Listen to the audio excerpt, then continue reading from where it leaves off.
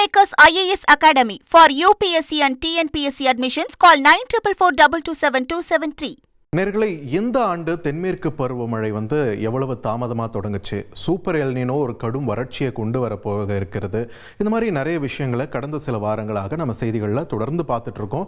இந்நேரத்துக்கு சூப்பர் எல்னினோனா என்ன, இதனால் ஏற்படக்கூடிய பாதிப்பு என்னன்னு உங்களுக்கே மனப்படம் இருக்கும்னு நினைக்கிறேன். அந்த அளவுக்கு செய்திகளில் நம்ம தொடர்ச்சியாக அதை பற்றி பார்த்துட்டு இருக்கோம். ஆனால் தென்மேற்கு பருவமழை இந்த ஆண்டு தாமதமாக தொடங்குச்சு அப்படின்றத தாண்டி இந்த மும்பை மாநகர் மாதிரியான ஒரு மிகப்பெரிய மாநகர், இந்தியாவின் பொருளாதார தலைநகராக அறியப்படக்கூடிய இடத்துக்கு தண்ணீர் பற்றாக்குறை ஏற்பட்டு விடுமோ அப்படின்ற ஒரு அச்சத்தில் அந்த மக்கள் இருந்தாங்க. ஒரு 10 நாளைக்கு முன்னாடி நாம கூட அதை பற்றின ஒரு சிறப்பு தொகுப்பில் விரிவாக பேசியிருந்தோம்.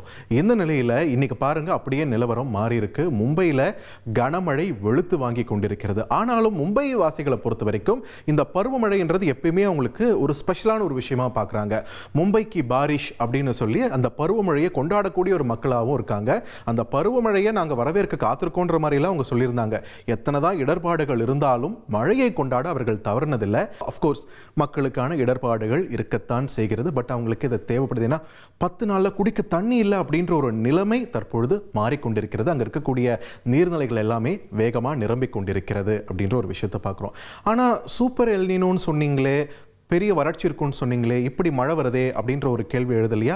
அதுக்கான பதில் இந்த தொகுப்பில் நம்ம விரிவாக பார்த்துக்கலாம். இப்போ நீங்கள் திரையில் பார்க்கிறது கடந்த 24 மணி நேரத்தில் இந்தியா மீது நடந்திருக்கக்கூடிய அந்த மேக நடமாட்டம் எந்த அளவுக்கு திரண்டு இந்தியாவின் பல்வேறு பகுதிகள், குறிப்பாக இந்த பக்கம் மேற்கு திசையில் மும்பை தொடங்கி இந்த பக்கம் கிழக்கில் கொல்கத்தா, ஒடிஷா, இந்த பகுதிகள் எல்லாத்துலேயுமே மழை எந்த அளவுக்கு வலுவாகி இருக்கிறது அப்படின்றத பார்க்க முடியுது. மழை மேகங்கள் திரண்டு இந்தியாவின் பல்வேறு பகுதிகள், குறிப்பாக மத்திய இந்தியா, வட இந்திய நகரங்கள் பலவற்றிலும் பெருமழையை பொழிந்து கொண்டிருக்கிறது.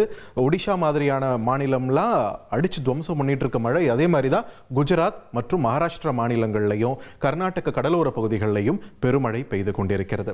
ஸோ இந்த மேக நடமாட்டத்தை பொறுத்த வரைக்கும் இப்படி இருக்கக்கூடிய நிலையில் இன்னும் ஒரு முக்கியமான விஷயத்தையும் நம்ம பதிவு பண்ணிடணும். அப்போ சூப்பர் எல்னினோல இருந்து நம்ம தப்பிச்சிட்டோமான்னு கேட்டிங்களா? இல்லை. அதுக்கு ஒரு பிரைம் எக்ஸாம்பிள் சொல்லணும்னா, தென்மேற்கு பருவமழையை பொறுத்த வரைக்கும் ஒரு பேசிக்கான விஷயம் என்னன்னா, கேரளா, கர்நாடகா உள்ளிட்ட பகுதிகள் அதிக மழையை பெறும்.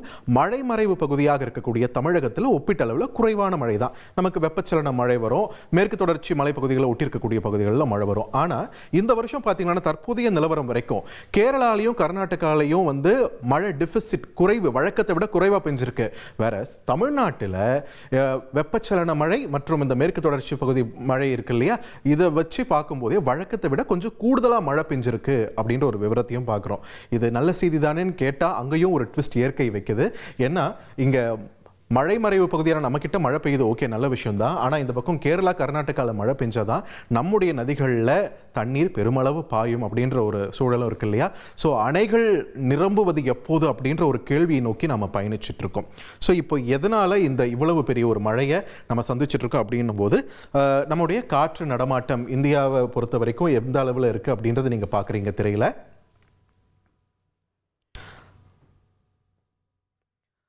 அந்த வகையில் இப்போ நீங்கள் பார்க்குறீங்க இல்லையா, முன்னாடி இதை பற்றி நம்ம விரிவாக நம்ம பேசும்போது சோமாலி ஜெட் அப்படின்ற ஒரு ஃபெனாமினன் பற்றி பேசியிருந்தோம். எப்படி இந்த சோமாலியா நாட்டை ஒட்டி இந்த திசையிலிருந்து காற்று இந்தியாவை நோக்கி வருகிறது அப்படின்றத பேசியிருந்தோம். இது வலுவிழந்து இருந்ததால தான் நமக்கு மழை பொழிவு தடைப்பட்டு இருந்தது இந்தியாவுக்கு. நான் தமிழகத்தின் லிமிட் பண்ணல, இந்தியாவுக்கான பருவமழை, தென்மேற்கு பருவமழையை பற்றி பேசுகிறோம். ஸோ இந்தியாவுக்கு பெருமளவில் இதில் மழை கிடைக்காத நிலையில் தற்போது சூழல் மாறி இருக்கிறது. இப்போ 2 இடத்துல சுழற்சி இருக்கிறது உங்களால் திரையில் பார்க்க முடியுது இல்லையா? ஒரு இடம் இங்க பாருங்க, ஒடிஷா பகுதியில், இங்க வங்கக்கடல் பகுதியில் ஏற்பட்டிருக்கக்கூடிய தீவிர காற்றழுத்த பகுதி ஒன்று, அப்படியே குஜராத், மகாராஷ்டிரா இடையே இங்க சுழன்று கொண்டிருக்கக்கூடிய ஒரு காற்றழுத்த தாழ்வு பகுதி ஒன்று. இந்த 2 சுழற்சிகளும் ஒரே நேரத்தில் இரட்டை சகோதரர்கள் மாதிரி சுழன்று கொண்டிருக்கக்கூடிய நிலையில இப்ப என்ன இருக்கு, இந்த ஈரப்பதமானது அப்படியே இந்த பக்கம் திசையில நகர்ந்து இங்க பாருங்க, இந்த பக்கம் ஃபுல்லா மழை தருது. இன்னொரு பக்கம் மும்பை, குஜராத் இந்த பகுதிகளுமே கூட பெருமளவில் மழை பொழிவை வாங்கிட்டு இருக்காங்க. ஸோ தற்போதைய சூழலில் இது நிலவரம் மாறிடுச்சா, இனிமேல் நல்ல ஒரு மழை பொழிவு இருக்குமான்னு கேட்டால் வர 10ஆம் தேதி வரைக்கும் எந்த பிரச்சனையும் இல்லைன்னு சொல்கிறாங்க. 10ஆம் தேதி வரைக்கும் மழை பொழிவு நல்லா இருக்க போது. இன்ஃபேக்ட் மும்பை மாநகருக்கு ரெட் அலர்ட் எல்லாம் கொடுக்கப்பட்டு இருக்கிறது. குஜராத்லையும் மழை தீவிரமாகும்னு சொல்லியிருக்காங்க. ஆனால் இப்போ வரைக்கும் டெபிசிட் தான், பற்றாக்குறையில் தான் இந்த மாநிலங்கள் எல்லாமே இருக்குது. வழக்கத்தை விட குறைவான மறைவு தான். இப்போ கொஞ்சம் நிலைமை தீவிரமாகும் போது தான் ஜூன் மாத இறுதி வரைக்கும் மழை பற்றாக்குறை 40% இருந்தது. கடந்த 2-3 நாட்களில் பெய்த மழையில் அது 28% டெபிசிட் பற்றாக்குறை அளவு குறைந்திருக்கிறது அப்படின்றதையுமே கூட இங்க பதிவு பண்ணியிருக்காங்க. ஸோ இப்போ என்ன மாறுது அப்படின்ட்டு கேட்கும்போது நிறைய வானிலை ஆர்வலர்கள் என்ன சொல்றாங்கன்னா, இங்க என்னதான் எல்னினோ சூப்பர் எல்னினோ பத்தின பயம் இருந்தாலுமே கூட இங்க இந்தியாவை பொறுத்த வரைக்கும் நமக்கு ராஜா யாருன்னு கேட்டா இந்திய பெருங்கடல் தான். ஸோ இந்திய பெருங்கடல்ல நிகழக்கூடிய மாற்றம் சூப்பர் எல்னினோ பாதிப்பை கூட குறைக்க வல்லது அப்படின்னு சொல்றாங்க. அதாவது உதாரணத்துக்கு பாகுபலி படத்தை எடுத்துக்கோங்களேன்.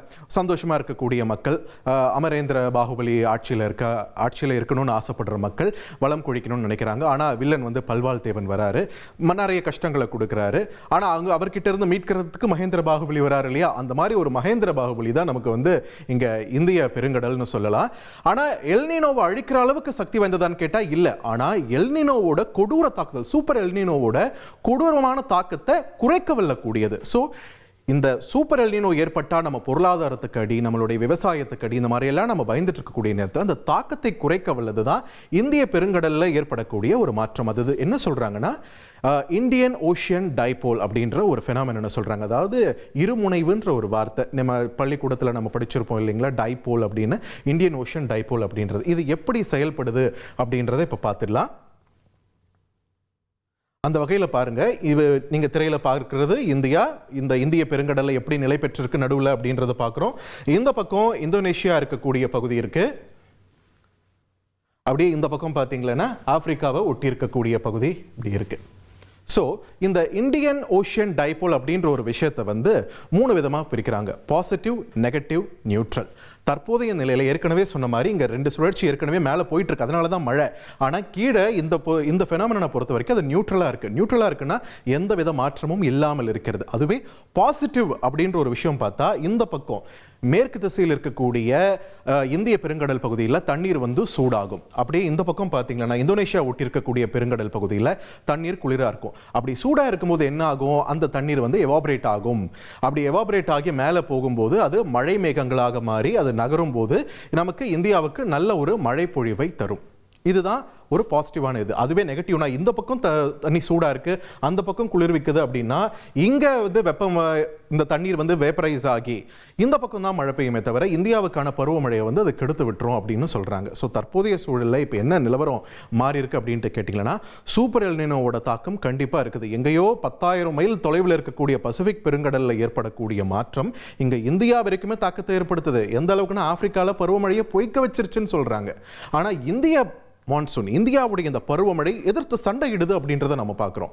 எதிர்பார்க்காத ஒரு நேரத்தில் ஒரு பெருமழையை நம்ம வாங்கிட்டு இருக்கோம் நேரத்தில் பாசிட்டிவ் டைபோல் அப்படி ஒரு எஃபெக்ட் வந்துருச்சுன்னா, ஐஓடி பாசிட்டிவாக வந்துருச்சுன்னா என்ன ஆகும் அப்படின்னா, அஃப்கோர்ஸ் இந்த இடத்துல தண்ணீர் சூடாகி நமக்கு பருவமழையானது நமக்கு நல்லபடியாக பெய்ய ஆரம்பிக்கும் அப்படின்னு சொல்கிறாங்க. இது சம்மந்தமாக யார் சொல்லியிருக்காங்கன்னு பார்த்தீங்கன்னா, ஜப்பானிய வானிலை ஆய்வு மையம் அவங்க தரப்புலேருந்து என்ன சொல்கிறாங்கன்னா, இந்த ஐஓடின்ற அந்த ஃபெனோமெனான் வந்து நிகழதான் இருக்குது, அது பாசிட்டிவாக இந்த வருஷம் இருக்க போகுது. அதனால இந்த தென்மேற்கு பருவமழை நல்லபடியாக தான் இருக்க போகுது அப்படின்ற ஒரு நல்ல செய்தியும் கொடுத்துருக்காங்க. இது ஜூலை இறுதிக்கு மேலே அது நடக்க வாய்ப்பு இருக்குன்னு சொல்கிறாங்க.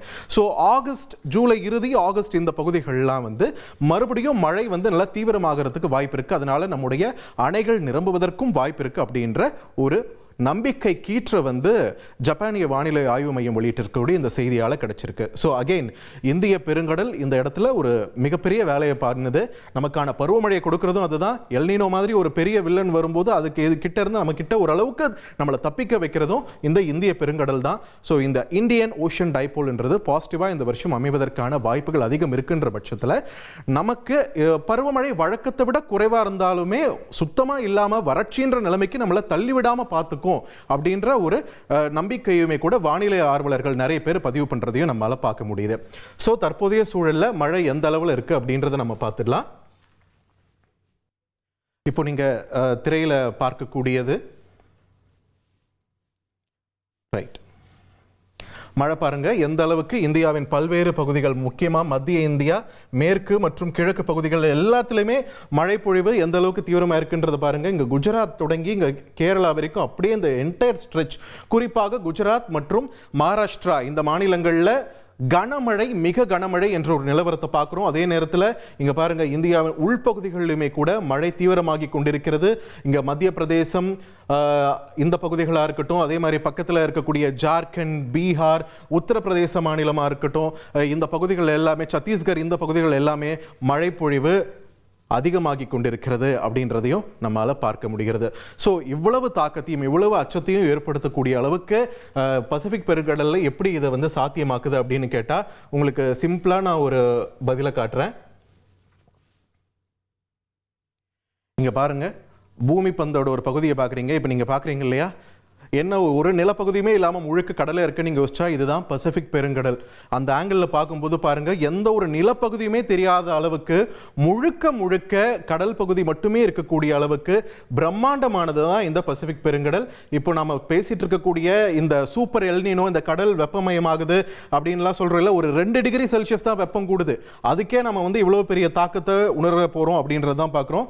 இதோ இந்த ஈக்குவேட்டர் இருக்கு இல்லையா, இதை ஒட்டி இருக்கக்கூடிய இந்த பகுதியில தான் நீரானது வெப்பமடைந்து அங்க வந்து ஒரு ஃபெனாமினன், இந்த எல்னினோ இப்போ ஆரம்பமாயிருக்கு. இது சூப்பர் எல்னினோவா இந்த ஆண்டுல ஆகஸ்ட், செப்டம்பர் இந்த பகுதிகளில் வந்து இது தீவிரமாக போகுதுன்னு சொல்றாங்க. 2027 வரைக்குமே கூட, பிப்ரவரி வரைக்கும் இது தொடரும்னு சொல்றாங்க. பட் இந்திய பருவமழை எதிர்த்து சண்டை போட தொடங்கியிருக்கு. நல்ல ஒரு பருவமழை நமக்காக காத்துட்டு இருக்குன்னு சில பாசிட்டிவான செய்திகளும் வருது.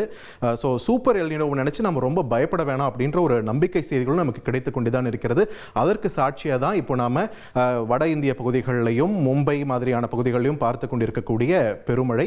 ஸோ வரும் நாட்களில், வரும் மாதங்களில், ஏன்னா செப்டம்பர் வரைக்கும் இந்த பருவமழை இருக்கு. ஸோ காட்சிகள் மாறும், மழை, நல்ல ஒரு மழை கிடைக்கும் அப்படின்ற ஒரு நம்பிக்கையும் இங்க மேலோங்குது. Kingmakers IAS Academy. For UPSC and TNPSC admissions, call 9444 227 273.